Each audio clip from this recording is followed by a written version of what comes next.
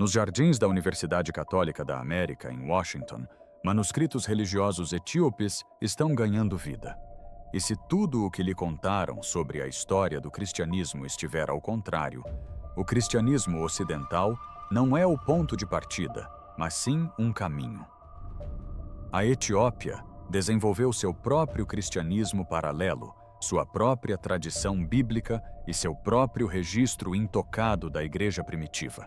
E agora, após anos de silêncio, monges etíopes finalmente divulgaram uma tradução de uma passagem sobre a ressurreição que desafia o que a maioria dos crentes pensa saber. Mas o que exatamente torna esse texto antigo tão disruptivo para a nossa cronologia? A antiga verdade, a igreja etíope de 2000 anos que Roma esqueceu.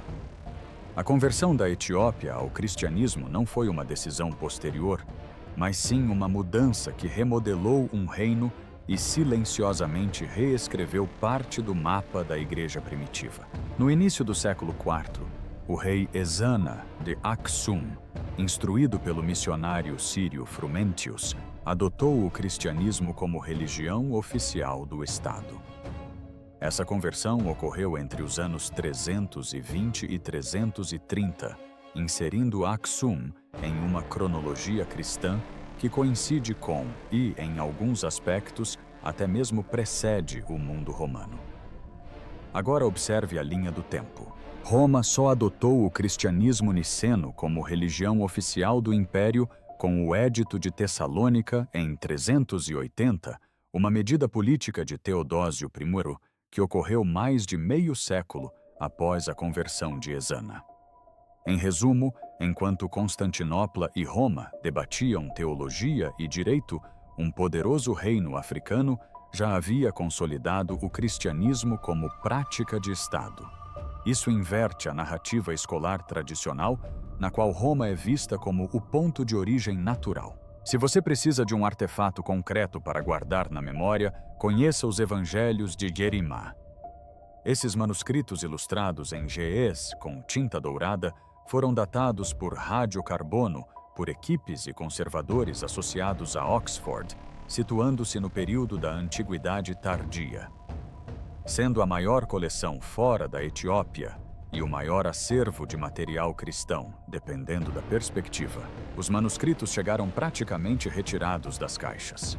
Os folhos individuais datam aproximadamente entre os séculos IV e VII, com uma análise situando Jerima Segócio por volta de 390 a 570. Isso os torna candidatos a serem os mais antigos evangelhos cristãos ilustrados que sobreviveram até os dias de hoje. Ao comparar essas datas com o reinado de Ezana, surge a imagem de uma cultura cristã letrada e artisticamente vibrante na Etiópia, muito antes de a Europa medieval produzir suas grandes Bíblias iluminadas. Isso importa por mais do que apenas motivo para se gabar. A fé da Etiópia se desenvolveu em solo local, moldada por contatos siríacos e coptas, mas não reescrita por modismos teológicos europeus posteriores. Durante séculos, a Igreja da Etiópia preservou um cânone que incluía obras perdidas, esquecidas ou excluídas no Ocidente. Preservou versões dos evangelhos e escritos apócrifos que nos oferecem perspectivas alternativas sobre as crenças e práticas do cristianismo primitivo. Os estudiosos que pesquisam os cânones bíblicos etíopes enfatizam que a tradição etíope constitui um ramo próprio e não apenas um reflexo distante das decisões de Roma. Há uma questão geopolítica implícita nos fatos manuscritos. Aksum era um importante centro comercial com suas próprias moedas e inscrições. Quando seus governantes escolheram o cristianismo, fizeram-no como agentes soberanos, não como convertidos dentro da esfera romana. O resultado foi uma teologia que evoluiu com as prioridades locais, uma liturgia moldada pela língua ge'ez e pelo simbolismo africano, e uma cultura manuscrita que protegeu textos perdidos em guerras e incêndios em bibliotecas ou expurgos doutrinários posteriores. Portanto, a Etiópia não era uma nota de rodapé periférica em relação a Roma. Era um centro paralelo, onde o cristianismo criou raízes, floresceu e deixou registros que desafiam a narrativa simplista de Roma, em primeiro lugar, que muitos de nós aprendemos na escola. A história da Etiópia nos força a fazer uma nova pergunta. Se eles já eram cristãos e produziam livros sagrados que manuscritos antigos preservaram que o resto do mundo perdeu, a Etiópia não possui apenas cópias de obras perdidas. De 2 dos livros antigos mais comentados, os manuscritos completos sobrevivem apenas em Ge'ez, a língua clássica da Etiópia. O livro de Enoque e o livro dos Jubileus aparecem como fragmentos em hebraico. Jubileus é um livro fascinante sobre o mundo do judaísmo do Segundo Templo, e vale a pena lê-lo por seu valor histórico. A obra apresenta textos em aramaico e grego com importantes trechos nos manuscritos do Mar Morto. Mas quando os estudiosos desejam o texto completo, recorrem aos manuscritos etíopes que nenhuma outra comunidade preservou na íntegra. Pense em como isso é estranho. Durante séculos, a erudição ocidental buscou fragmentos em cavernas e reconstruiu informações enquanto monges etíopes cuidavam de cópias finalizadas e legíveis que funcionavam como escrituras vivas dentro de suas igrejas. Os fragmentos dos manuscritos do Mar Morto mostram que esses livros eram importantes no judaísmo primitivo, o que significa que não eram curiosidades marginais, mas parte de um diálogo religioso sério na época do Segundo Templo. Mais tarde, porém, o cristianismo ocidental os tratou de forma diferente por razões institucionais. Porque as igrejas ocidentais os excluíram, enquanto a Etiópia os manteve. A resposta curta reside nas prioridades. Os concílios ocidentais e os teólogos medievais favoreceram um cânone moldado pela clareza doutrinária e pela autoridade centralizada, eliminando textos que complicavam os credos oficiais ou ameaçavam o controle hierárquico. A lógica religiosa da Etiópia seguia outro caminho. A tradição Tewahedo valorizava a literatura visionária, as genealogias cósmicas e a revelação contemplativa. Manter os livros de Enoque e Jubileus era uma escolha teológica, não um esconderijo secreto. Eles foram preservados porque a Igreja da Etiópia os considerou espiritualmente úteis, não porque alguém os obrigou a esconder. Isso é importante porque o conteúdo molda a crença. Enoque se lê como um antigo manual de anjos, ordem cósmica e segredos divinos, e Jubileus reescreve Gênesis com calendários rigorosos e ênfases morais que mudam a forma como interpretamos a lei e a história. Esses textos não são meros ornamentos. Eles reformulam as origens, a autoridade e a escatologia de maneiras que outras tradições deixaram de lado. Manter os textos completos significa que a Etiópia preservou conversas teológicas inteiras que foram interrompidas ou perdidas em outros lugares. Há também um aspecto prático. A sobrevivência em Ge'ez significa que esses escritos foram transmitidos por meio de diferentes linhas culturais e linguísticas protegidos das cadeias de tradução europeias e dos incêndios periódicos em bibliotecas e expurgos doutrinários que remodelaram o registro textual ocidental. Essa preservação é o motivo pelo qual os estudiosos modernos se baseiam em manuscritos etíopes para reconstruir o pensamento judaico e cristão primitivo. Isso também explica por que, quando fragmentos surgiram entre os manuscritos do Mar Morto, os especialistas repentinamente tiveram a confirmação de que as versões etíopes eram testemunhos autênticos de um mundo textual mais antigo. Portanto, não se trata de arqueologia marginal ou supressão misteriosa. É um exemplo vívido de como as comunidades religiosas escolhem o que conta como escritura e como essas escolhas alteram a narrativa que herdamos. Enquanto o mundo inteiro se debruçava sobre fragmentos, a Etiópia guardava silenciosamente livros completos que traçavam um caminho alternativo através da fé primitiva. E se apenas esses 2 textos sobreviveram lá, que outros textos únicos os escribas etíopes protegiam? Mas eis o que é ainda mais fascinante. No cânone etíope, existe um livro completo sobre os ensinamentos secretos de Jesus após a sua ressurreição, que nenhuma outra tradição preserva em qualquer idioma. O que este livro revela, e por que não ouvimos falar dele, os 40 dias que ninguém conhece. O que a Etiópia diz que Jesus ensinou em segredo. Eles o chamam de Livro da Aliança Meshafa Kidan, em Ge'ez. Na tradição etíope, funciona como uma sala de aula particular entre o Jesus ressuscitado e seus seguidores mais próximos durante os 40 dias entre a ressurreição e a ascensão. Em termos simples, este texto reúne ensinamentos pós-ressurreição que se concentram na transformação interior, na oração e no encontro vivido com Deus. Menos sobre regras da igreja e mais sobre formação espiritual. Os verbetes lexicais e litúrgicos descrevem-no como ensinamentos transmitidos ao longo desses 40 dias. E as igrejas etíopes têm usado versões desse material na liturgia e na formação monástica há séculos, porque os 40 dias são importantes. O número 40 carrega um forte peso simbólico na memória judaica e cristã. Moisés jejuou no Sinai por 40 dias e Israel vagou por 40 anos. Os evangelistas dizem que Jesus apareceu por 40 dias. E Jesus foi possuído pelo diabo e depois de jejuar 40 dias e 40 noites, teve fome e ensinou o reino de Deus. Essa figura marca um período de provação, revelação e iniciação.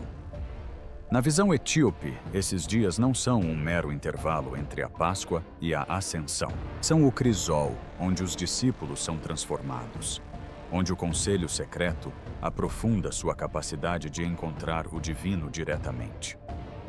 Isso explica por que um livro inteiro dedicado a esse período sobreviveu dentro de uma tradição mística. Para que fique claro, o que você pode ter visto online sobre os lançamentos recentes não se tratam de manuscritos inéditos desenterrados em uma caverna. São textos antigos em Ge'ez e tradições orais preservadas por monges etíopes há mais de 1 milênio. O que é novidade para muitos leitores ocidentais é o grau de acesso e tradução que está sendo disponibilizado atualmente. Ainda não existe uma única edição crítica moderna em inglês amplamente aceita que compile e explique todo o Meshafa Kidan, tal como é utilizado pelas comunidades etíopes. Alguns estudiosos e tradutores trabalharam em partes ou em textos litúrgicos relacionados, mas a academia anglo-saxônica tradicional ainda está muito aquém do que as igrejas etíopes sempre souberam. Portanto, estamos vendo mais reconhecimento do que descoberta. É aqui que a estrutura dos 2 cristianismos paralelos se mostra útil. O cristianismo ocidental, moldado por concílios bispos e pela construção de impérios, direcionou grande parte de sua energia para a clareza doutrinária e a coerência institucional. Os debates canônicos e os sínodos questionavam como uma igreja tão extensa poderia ser unificada em um império político. O cristianismo etíope, por sua vez, levantava uma questão diferente. Situada fora da órbita política de Roma e jamais colonizada, a tradição Tewahedo valorizava mais a experiência visionária, a angelologia, os calendários sagrados e a prática contemplativa.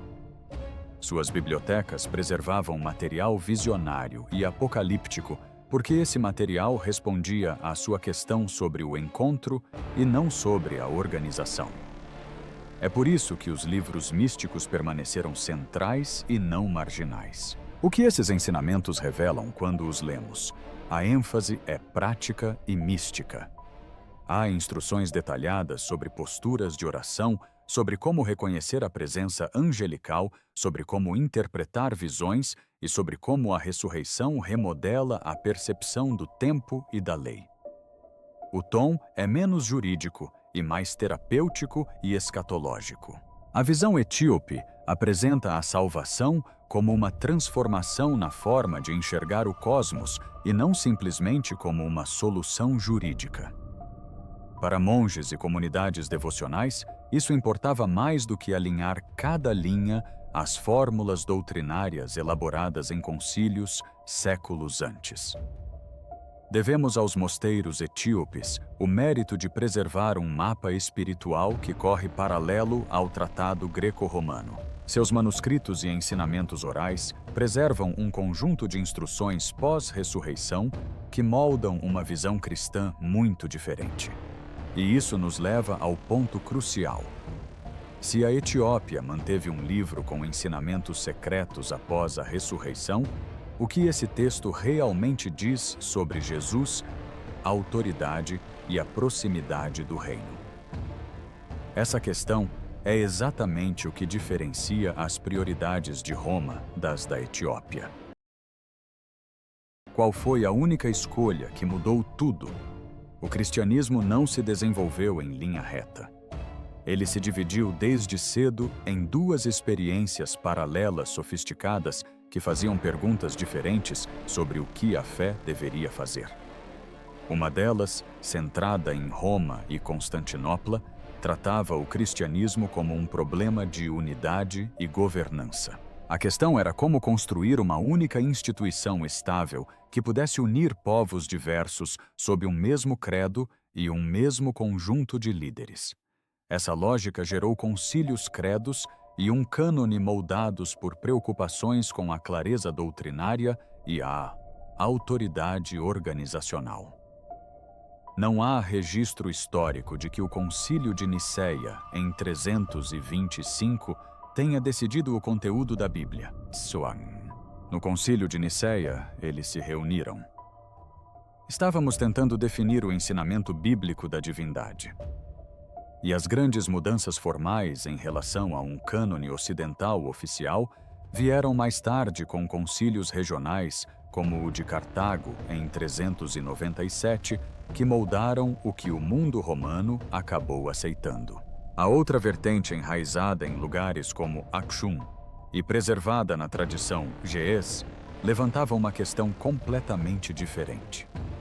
O que acontece quando os fiéis priorizam o encontro direto com a revelação visionária sagrada e a prática contemplativa em detrimento de uma estrutura institucional uniforme? A Etiópia não se encontrava à sombra de Roma. Cultivou suas próprias respostas em sua própria língua e liturgia. Isso resultou em um cânone que preserva livros que valorizam a percepção mística e a visão cosmológica. Textos que os concílios ocidentais tenderam a deixar de lado quando sua prioridade passou a ser a uniformidade doutrinária, em vez da riqueza experiencial.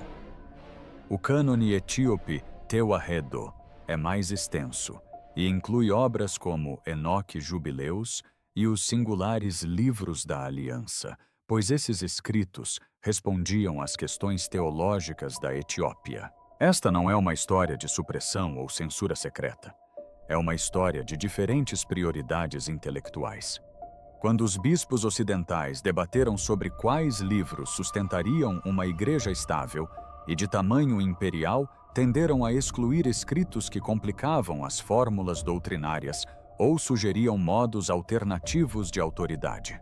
Entretanto, as igrejas etíopes, nunca absorvidas pela política eclesial europeia, nem colonizadas, mantiveram um cânone mais flexível e generativo, pois suas principais preocupações eram como as pessoas encontram Deus, como a liturgia molda a vida mística e como as comunidades preservam textos visionários ao longo das gerações. Essa escolha é deliberada e teológica, não acidental. A correção histórica é importante porque desfaz um mito comum. Nicéia resolveu a teologia, sim, mas não eliminou as tradições textuais concorrentes por decreto. O cânone romano ocidental consolidou-se posteriormente em sínodos regionais e debates teológicos, enquanto lugares como a Etiópia continuaram a evoluir independentemente. Seus manuscritos em ge'ez e bibliotecas monásticas desenvolveram-se fora das cadeias de tradução europeias, o que significa que preservaram discussões teológicas que os concílios ocidentais nunca priorizaram.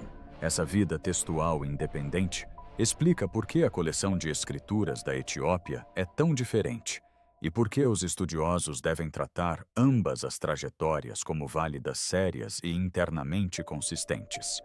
Mas por que isso importa agora? Porque em 2025, as perguntas espirituais que as pessoas fazem estão mudando.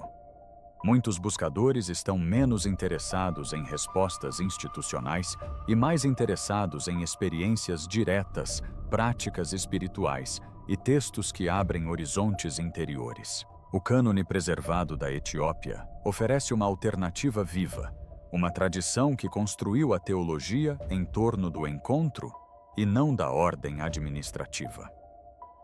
Compreender essa divisão nos ajuda a perceber que a história do cristianismo não é um único caminho para a verdade, mas um mapa ramificado, e que o ramo que a Etiópia podou e cultivou durante séculos pode fornecer precisamente as ferramentas que um mundo moderno inquieto busca. Então, qual escolha moldou tudo o que a Igreja Ocidental manteve e tudo o que a Etiópia preservou? Por que isso importa agora na crise espiritual que a religião ocidental jamais previu? Se você já se sentiu desconectado na igreja ou se o antigo modelo de orar, obedecer, repetir simplesmente não funciona mais, saiba que não está sozinho. Milhões de pessoas no Ocidente estão abandonando as igrejas tradicionais todos os anos, não por terem perdido a fé, mas porque anseiam por algo diferente, algo vivo. Elas não querem doutrina. Eles não querem hierarquia. E não querem uma lista de verificação imposta de cima para baixo para a salvação. O que eles querem é experiência. Eles querem encontrar o sagrado diretamente. E é aqui que a Etiópia discretamente inverte as regras. Por mais de 1.700 anos, monges etíopes têm preservado textos que falam exatamente a essa sede. Esses não são manuais empoeirados de regras ou credos. São místicos visionários e profundamente experienciais. Eles guiam o leitor rumo a encontros diretos com as práticas contemplativas divinas e o conhecimento esotérico que o cristianismo ocidental, apesar de todo o seu poder, relegou em grande parte a segundo plano em favor da estrutura da hierarquia e do controle institucional. Você pode estar pensando, espere, esses textos são totalmente novos. Não exatamente. O próprio Haile Selassie autorizou a impressão e distribuição da Bíblia etíope na década de 1960. Essas passagens já estavam disponíveis há muito tempo. Haile Selassie, imperador da Etiópia, volta a ocupar o centro das atenções mundiais. Eles não estavam escondidos em cavernas nem banidos por sociedades secretas. Mas durante décadas o Ocidente não lhes deu atenção. O espírito da época simplesmente não estava preparado. Agora o momento é perfeito. Os buscadores modernos estão fazendo as mesmas perguntas que os monges etíopes faziam há 1.700 anos. E por fim, existe uma ponte entre essas perguntas e as respostas preservadas nesses textos. É mais do que apenas uma questão de tempo. Até mesmo a linguagem em si carrega uma profundidade oculta. O ge'ez, a língua original desses manuscritos, é rica em camadas e nuances que a tradução apenas sugere. Cada frase, cada símbolo e cada expressão idiomática contém uma ressonância espiritual que leva séculos de estudo minucioso para ser totalmente desvendada. É por isso que o debate sobre 81 versus 88 livros não é apenas acadêmico. O cânone etíope é uma tradição viva. É flexível, está em constante evolução e aberto à interpretação ao contrário dos sistemas doutrinários fixos que muitas igrejas ocidentais impõem. Pense nisso por um instante. Enquanto a religião ocidental se baseava no princípio de acredite nisso, obedeça naquilo e você será salvo, o mundo fora dos muros da igreja já estava em constante evolução. As pessoas anseiam por mais do que sermões. Elas querem visão, mistério e revelação. Eles querem sentir o sagrado de uma forma que ignore a burocracia, os rituais e os manuais impressos. E a Etiópia vem oferecendo isso silenciosamente o tempo todo, preservado por mosteiros e monges que nunca precisaram se conformar aos padrões ou tendências ocidentais. O resultado: de repente, o que antes era obscuro, agora parece revolucionário. Os textos são antigos, mas ressoam com as questões que os exploradores espirituais de hoje estão levantando. A experiência mística que o Ocidente praticamente abandonou está viva e à espera. Talvez esses manuscritos contenham insights sobre a natureza do divino que os buscadores modernos tanto almejam, mas aos quais nunca tiveram acesso até agora. E aqui está o ponto crucial. Não é que esses textos sejam totalmente novos, é que a consciência ocidental finalmente está se dando conta deles. Esta é a tempestade perfeita entre a história e a fome moderna. Séculos de sabedoria preservada, encontrando uma geração sedenta por profundidade espiritual.